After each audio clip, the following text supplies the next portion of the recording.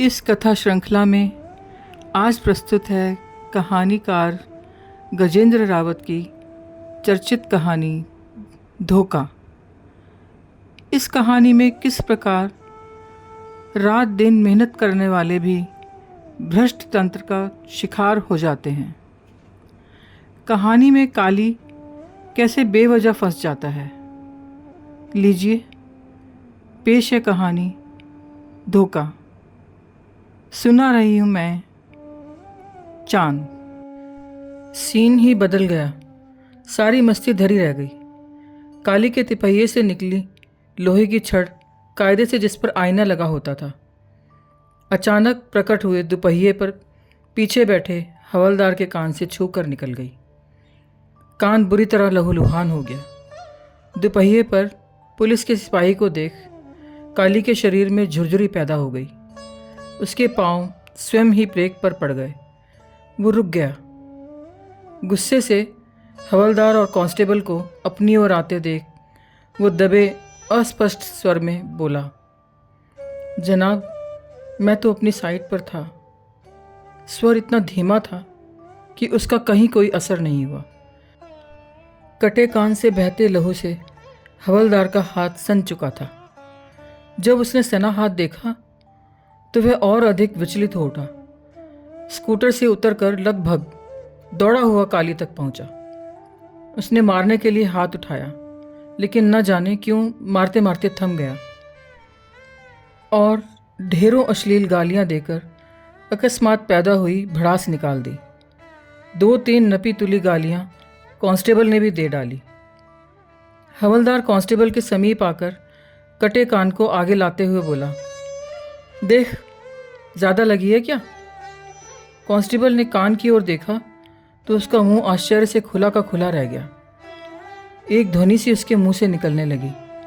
फिर वो बोला, अरे, पूरा कान कट गया है। पल भर में ही दोनों गुस्से से काली पर झुक गए।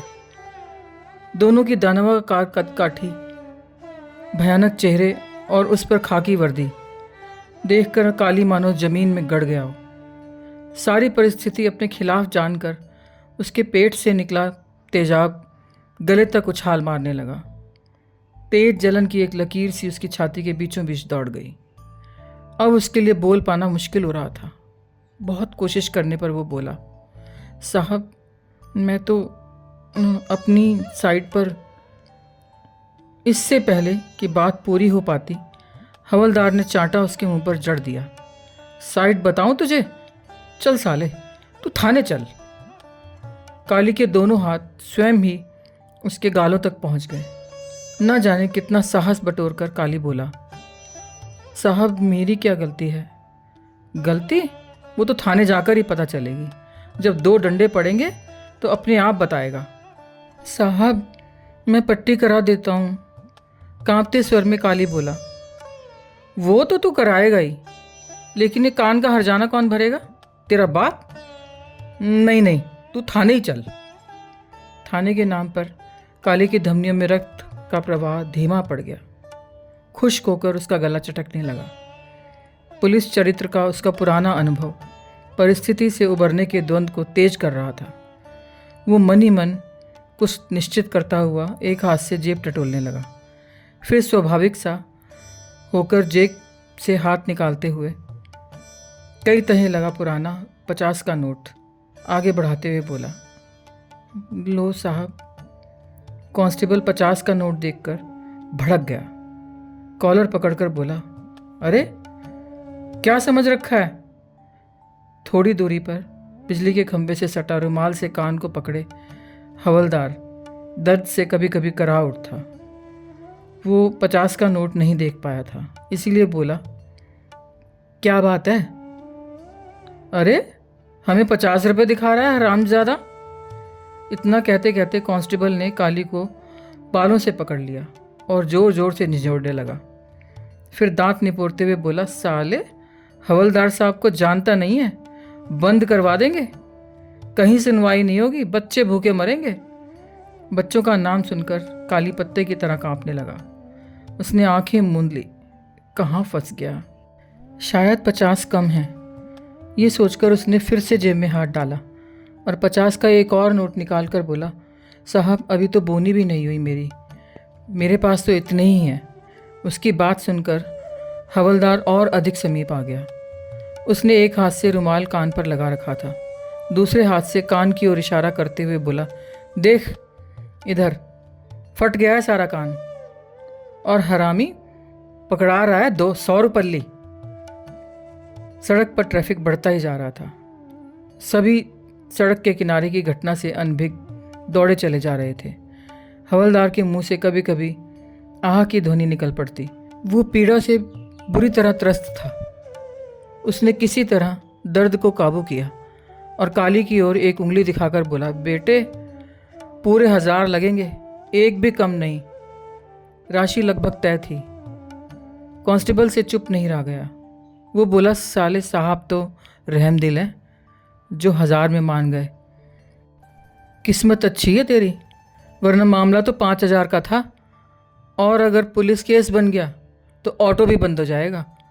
काली ने बड़े ही अद्भुत तरीके से रहमदिल हवलदार को देखा, फिर बड़ी ही असमर्थता से बोला, लेकिन मेरे पास तो इतने ही हैं। कांस्टेबल के चेहरे पर एक हल्की कुटिल मुस्कान छा गई। ये तिपहिया तो हाथ बजा के बोला, ये तो है ना तेरे पास। ना जाने क्यों कांस्टेबल ने जब तिपहिये को बजाया तो काली का दिल जोर जोर से धड़कने लगा। वो उसकी रोजी रोटी थी। ये भाव कांस्टेबल ने काली के चेहरे पे भांप लिया। वो अपनी नीयत के इस पहलू को छिपाते हुए बोला, चल किसी से उधार ले ले। कौन देगा मुझे इतने रुपए? धीरे से काली बोला। उसके इस प्रकार बोलने में ये स्वीकृति तो थी ही कि यदि होंगे तो वो दे देगा। हवलदार के हाथ का रुमाल पूरी तरह खून में भीग चुका था। कुछ बूंदें कंधे तक टपक आई थी, लेकिन उनसे बेखबर वो सोच रहा था कि छुट्टी के दिन भी 1000 रुपये की इनकम हो गई, ये क्या कम बात है। यही सोचते सोचते उसे कांस्टेबल का ख्याल आया। उसने घिन से कांस्टेबल की ओर एक नज़र देखा और मन ही मन उसने सोचा, ये भी तो है मक्खी साला। अब कांस्टेबल की उपस्थिति उसे खलने लगी। उसके मस्तिष्क के द्वंद की दिशा गुणात्मक रूप से बदल गई थी। कांस्टेबल भी गहरी पशोपेश में था, लेकिन उसने अनुमान से जान लिया था कि काली की जेब में इतने रुपए नहीं हैं। रुपए पाने का इंतज़ाम तो करना ही होगा। वो अपने पूर्व अनुभव का लाभ लेकर शीघ्र ही समाधान के नज़दीक पहुंच गया। अचानक बोला, घर से कर दे। बाबूजी घर पर कहाँ होंगे इतने रुपए? तो ये बता तेरा घर कहाँ है? पहले काली सोचने लगा कि झूठ बोलूं, लेकिन कोई फ़ायदा न जानकर बोला, तुर्कमान गेट। चल पास में ही है, बहुत ही संतुष्टि भरे स्वर में कांस्टेबल बोला। हवलदार असहनीय पीड़ा तो सह ही रहा था, लेकिन उन दोनों के बीच चल रही डील में अपनी भूमिका वो भली भांति जानता था। उसने मन ही मन प्लान किया, कांस्टेबल दुपहिया को कहीं रखेगा ही, फिर देखते हैं कोई तरकीब इसे काटने की। अभी तो आधे रुपए ही गिन रहा है साला। कान मेरा कटा, कमाई अपनी समझ रहा है पट्ठा। वो हाय हाय करता हुआ 3 व्हीलर की पिछली सीट पर बैठ गया। कांस्टेबल 3 व्हीलर के पास खड़ा होकर बोला, जनाब मैं स्कूटर कचहरी में खड़ी कर देता हूँ, इसके घर तक इसी 3 व्हीलर में चलते हैं। हवलदार कुछ नहीं बोला, मात्र आंखें बंद कर ली। ये दर्द और स्वीकृति का मिला जुला संकेत था। अपने भीतर की उथल पुथल को उसने बड़ी सहजता से छिपा लिया।